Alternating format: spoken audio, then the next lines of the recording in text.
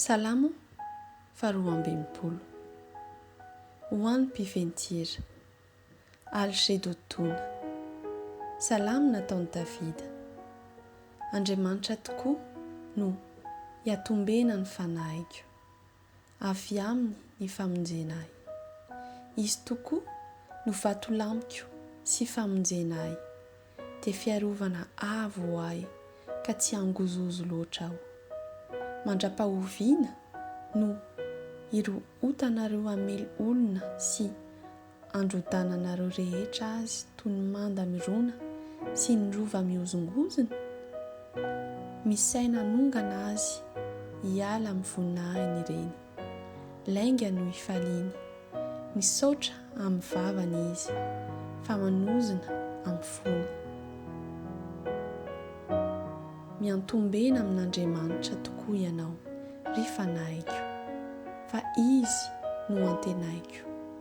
Izy tokoa no vatolamiko sy famonjenay, dia fiarovana avo ho ahy ka tsy mba hangozogozo aho.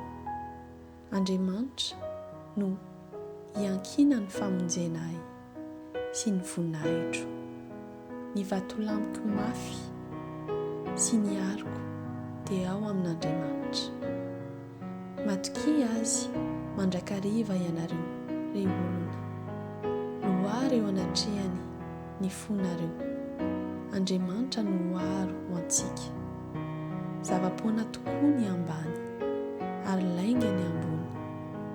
Raha atao amin'ny mizana izy dia maivana. Zava-poana mihitsy izy.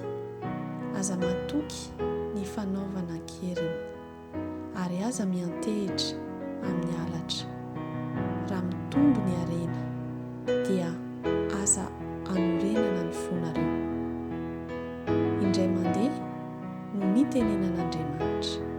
Indroa no nandrenesako hoe an'Andriamanitra ny hery.